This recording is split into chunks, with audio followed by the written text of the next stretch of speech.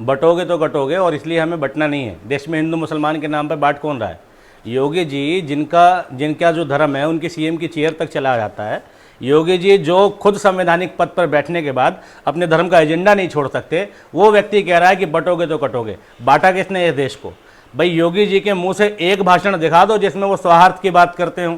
योगी जी के द्वारा बोला हुआ एक वाक्य बता दो जिसमें कभी योगी जी ने कहा हो कि हम देश की अखंडता और देश की भाईचारे और देश की एकता के लिए बात करते हैं। मैं तो बिल्कुल कह रहा हूं बटोगे तो कटोगे, लेकिन बटना है तो नहीं बटना है तुम्हें हिंदू मुसलमान के बीच में। हिंदू मुस्लिम का एक होना बहुत जरूरी है।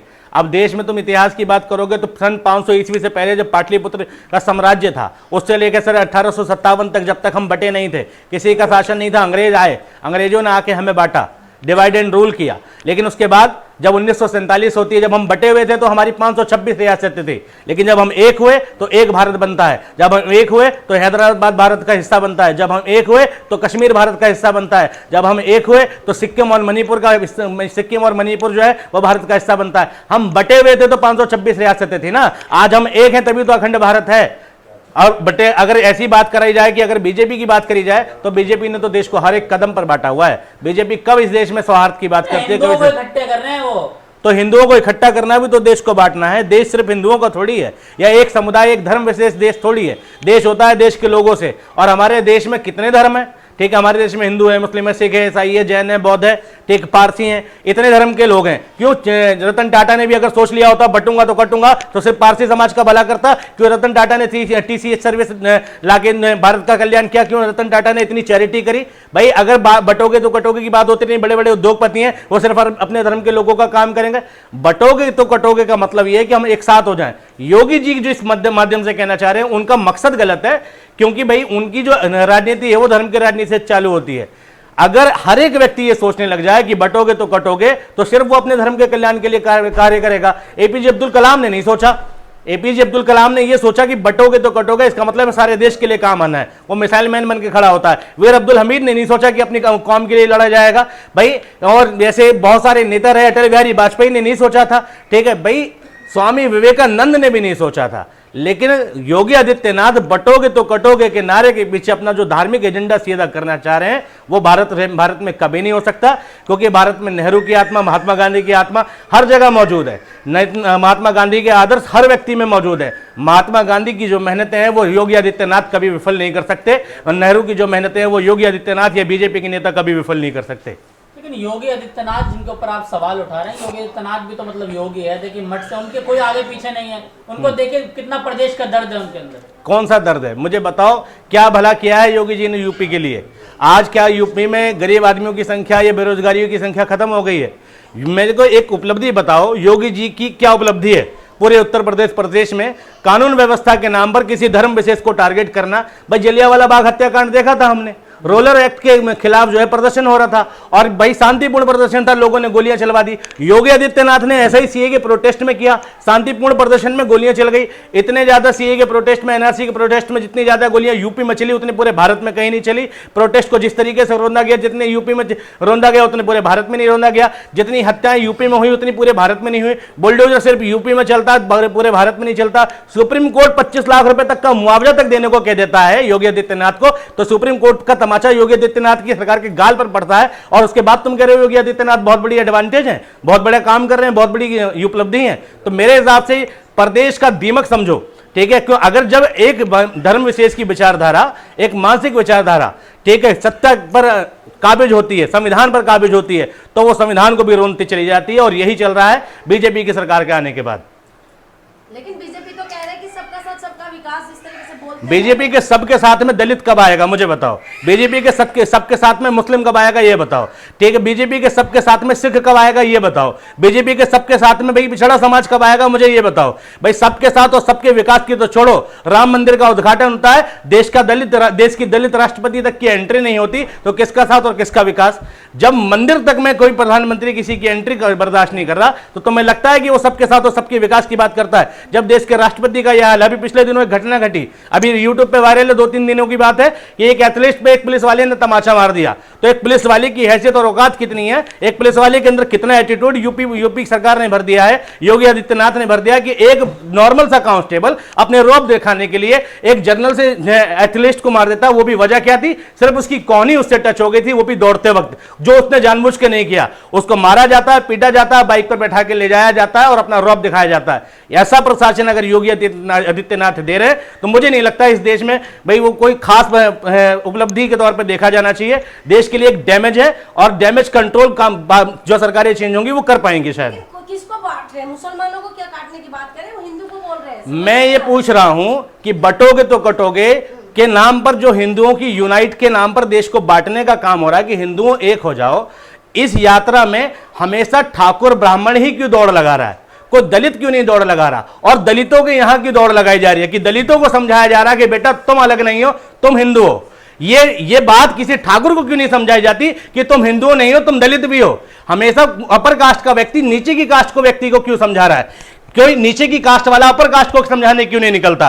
किसी अंबेडकरवादी ने क्यों नहीं बताया कि तुम भी अंबेडकरवादी हो? किसी अंबेडकरवादी ने रैली क्यों नहीं निकाली? हमेशा अपर कास्ट छोटी वाली कास्ट को समझा रहा है कि तुम हमारे काम आओ, हम सब एक हैं, लेकिन हम तुम्हारे काम नहीं आएंगे। बटोगे तो कटोगे वहां तब कहां था जब हाथरस का कांड हुआ था। हाथरस के कांड में क्यों ठाकुर के नाम पे पंचायत हो रही थी? बटोगे तो कटोगे जब कहां था जब एक बालियान समाज का जो बंदा था, त्यागी समाज का जो बंदा था जिसने बर्तरता करी थी नोएडा में एक सोसाइटी में एक औरत के साथ थे, तब ये समाज कहां था? तब तो त्यागी के नाम पे पंचायत चल रही थी, ठाकुर के नाम पे पंचायत चल रही थी। अगर अपर कास्ट के नाम पे पंचायतें चले तो बात ठीक है, बटोगे तो कटोगे नहीं है। लेकिन वहीं अगर लोअर कास्ट की बात आ जाए तो बटोगे तो कटोगे बात आ जाती है। भाई अगर बटोगे तो कटोगे सही है, तो मैं कहता हूं इस देश में हिंदू मुसलमान के नारे के बीच नहीं बटना है तुम्हें। हिंदू मुस्लिम सिख ईसाई आपस में हम भाई भाई, ये नारा था। लेकिन योगी आदित्यनाथ और नरेंद्र मोदी की लोकप्रियता और नरेंद्र मोदी के नेतृत्व ने भारत को क्या दे दिया? इस नेतृत्व ने यह दे दिया कि हिंदू मुस्लिम सिख ईसाई और आपस में हम भाई भाई, यानी हिंदू हिंदू के साथ भाई हो जाए, मुसलमान मुसलमान के साथ भाई हो जाए। नारा ये नहीं है, नारा एक दूसरे के साथ भाई होने का है। लेकिन ये सरकार और इनकी मानसिकता घर घर तक पहुंच रही है और अफीम की तरह पहुंच रही है, और अफीम देश को बर्बाद करके डाल देती है। जब हम बटे थे तो अंग्रेजों का शासन मिला था, जब हम बटे थे तो हमें एक से एक आक्रमणकारी का शासन मिला था। जब हम यूनाइट थे तो हमारा देश यूनाइट था, सारा देश एक साथ था, अखंड भारत था। जब हम बटे थे तो हमारे भारत के 7 टुकड़े हुए, लेकिन जब हम एक हुए तो हमारे भारत को संपूर्ण हैदराबाद जैसी बड़ी रियासत भी भारत का हिस्सा बनती है। तो जब हम एक होते हैं तब रियासतें हमारे अंदर मिलती हैं, लेकिन जब हम बढ़ जाते हैं तो हमारे भारत के टुकड़े हो जाते हैं। पाकिस्तान के टुकड़े क्यों हुए? भारत का टुकड़ा पाकिस्तान अलग कैसे हुआ?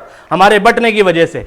भाई भारत से पाकिस्तान अलग हुआ ना। आज कश्मीर के ऊपर झगड़ा है धारा 370 को लेके, लेकिन 370 भले ही नेहरू के उस टाइम कुछ भी था, लेकिन 370 उस वक्त की उपलब्धि थी कि कश्मीर भारत का हिस्सा ना होकर भी भारत का हिस्सा बनाया गया।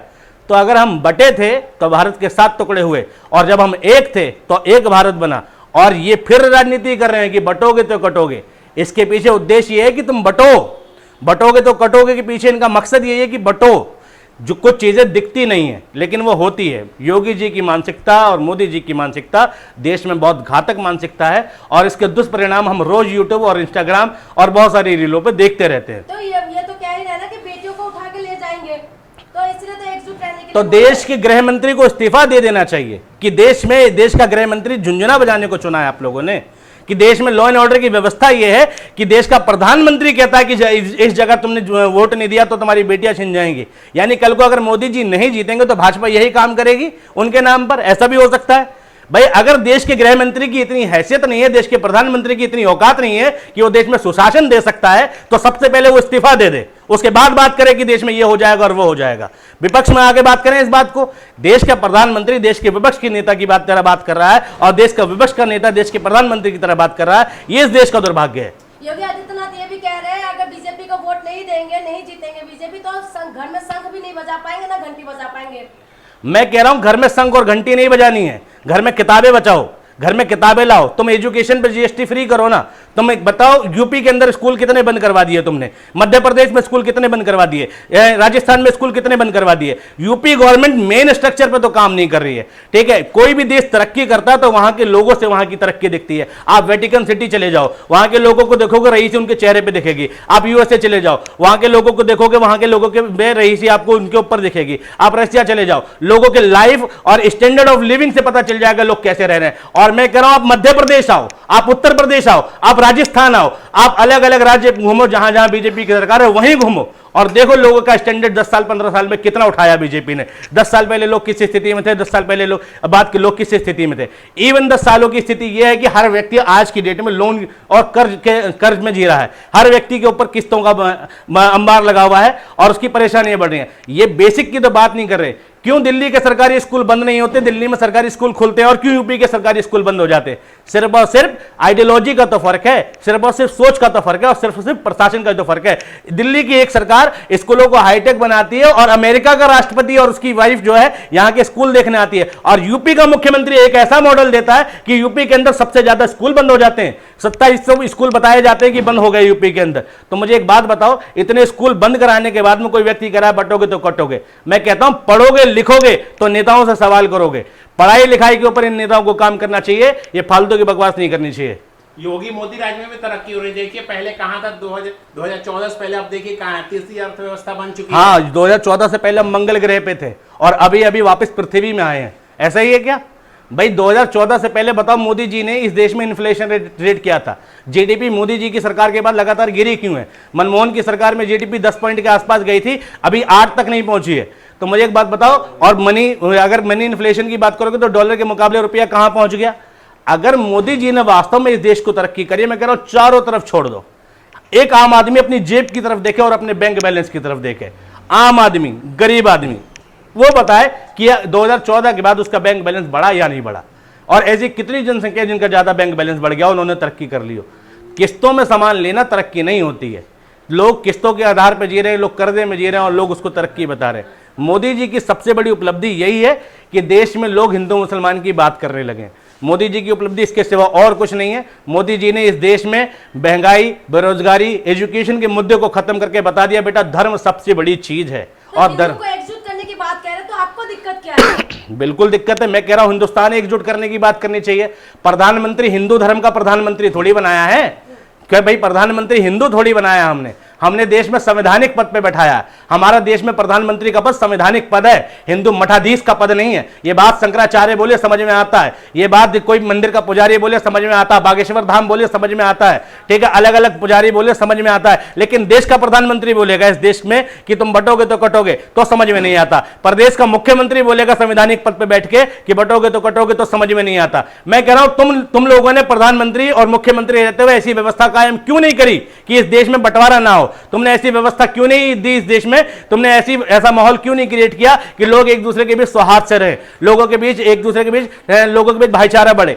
तुम्हारी ऐसी व्यवस्था है कि तुम्हें यह बोलने पर मजबूर होना पड़ रहा है कि बटोगे तो कटोगे। इसका मतलब है तुमने बहुत खराब प्रशासन दिया है। अगर तुमने अच्छा प्रशासन दिया होता तो तुम्हें इन नारों की जरूरत नहीं होती। और तुम अपनी उपलब्धि के नाम पर वोट कब मांगोगे? तुम कब तक इस देश में कांग्रेस की गलतियों के नाम पर और हिंदू मुसलमान के नाम पर वोट मांगोगे? नरेंद्र मोदी की औकात और हैसियत नहीं है कि वो अपने काम के मुद्दे पर वोट मांग ले। एक दिल्ली का सीएम है जो अपने काम पर कहता है मैंने काम किया हो तो वोट दो। एक नॉर्मल से छोटे से राज्य, केंद्र शासित राज्य के मुख्यमंत्री की इतनी हैसियत है, वो कह सकता है कि मैंने काम किया है तो वोट दो। लेकिन हमारे देश के प्रधानमंत्री 32,87,263 किलोमीटर का देश है, इस देश के प्रधानमंत्री की हैसियत नहीं है जो ये कहते कि मैंने काम किया हो तो वोट दो। हमारे देश के प्रधानमंत्री की हैसियत नहीं है कि मणिपुर में जाके एक बार झांक ले कि भाई क्या हो रहा है वहां पर, क्या लॉ एंड ऑर्डर की व्यवस्था है। मोदी जी ने बटोगे तो कटोगे का नारा ही दिया था, तो मणिपुर जाके देना। क्यों बटे हो अलग अलग समुदाय में, एक हो जाओ। मणिपुर में यह नारा गायब क्यों है? जब औरतें नगर घूमती है तो ऐसा नारा क्यों नहीं दिया गया मोदी जी के द्वारा? तो जब मुसलमानों को एकजुट करने की बात कह रहे हैं, सबका साथ सबका विकास की भी बात कह रहे हैं, हिंदू को मजबूत करने की बात कह रहे हैं, तो आपको इतना ऑब्जेक्शन क्यों हो रहा है? क्यों मुसलमान और हिंदुओं को, क्यों मुसलमानों को एकजुट करने की बात करोगे? क्यों हिंदुओं, कौन मुसलमान को हिंदुओं की बेटी को उठा लेता है? ये जगह लगा जो एलिगेशन है जगह जगह पर, ये सब फालतू की बात है, इसमें कुछ भी सच्चाई नहीं। आपने एक हलाला सुना होगा, लोग कहते हैं मुसलमानों में हलाला हो जाता है। हलाला के नाम पर लोग रोस्टिंग वीडियो बनाते हैं, दुनिया भर की बताते हैं। मैं तमाम लोगों को चैलेंज देता हूं, एक सिंगल केस हिंदुस्तान के अंदर हलाला का रजिस्टर्ड दिखाएं जहां एक महिला ने कहा हो कि मेरी शादी हुई और उसके बाद मेरे साथ हलाला हुआ। एक सिंगल केस दिखाएं। मेरी नजर में आज तक हलाला का कोई केस आया ही नहीं है, लेकिन हलाला पे ज्ञान दे रहे हैं। इसी तरीके से मुसलमानों के थूक लगाने, हाथ में जलजीरा मिलाने, नाम बदलने, ये सारी चीजें दिखती हैं। मैं कह रहा हूं किसी व्यक्ति ने लिखा गढ़वाल पनीर भंडार, दिल्ली ई वेस्ट विनोद नगर का एक वो निगम पार्षद है, वो कहता है कि गढ़वाल पनीर भंडार क्यों लिखा है? क्यों मुसलमान गढ़वाल का रहने वाला नहीं हो सकता क्या? गढ़वाल तो स्टेट का नाम है, कोई भी रख सकता है भाई। अगर कोई व्यक्ति, अब फलों की रेडियो पे नाम कब से होने लगे? ये मूर्खता है ना। किसी ने लिखा हुआ है शुद्ध भोजनालय और उसके नाम, उसका ऑनर का नाम जो है मोहम्मद आरिफ है, तो वो शुद्ध भोजनालय नहीं हो सकता क्या? मैं कह रहा हूं जो लिखा हो वो बिकना चाहिए। नाम में क्या रखा है? नाम में रखा है, ये लोग कहते हैं नाम में क्या रखा है। ये नाम क्यों लिखना चाहते हैं, ये नाम क्यों देखना चाहते हैं, ये दुकानों पर नाम क्यों देखना चाहते हैं? क्योंकि ये बांटने की राजनीति करते हैं। नाम के पीछे धर्म छुपा है, नाम के पीछे जाति छुपी है। और योगी आदित्यनाथ और नरेंद्र मोदी क्लियर तौर पे हर व्यक्ति का नाम जानना चाहते हैं, नाम जानना चाहते हैं अर्थात उस व्यक्ति का धर्म जानना चाहते हैं, धर्म जानना चाहते हैं, हर व्यक्ति की जाति जानना चाहते हैं, जिसके बाद बंटवारा करना थोड़ा आसान हो जाएगा, देश में हिंदू मुसलमान करना थोड़ा आसान हो जाएगा। इसके पीछे सिर्फ यही एजेंडा है, देश में और कोई एजेंडा नहीं है।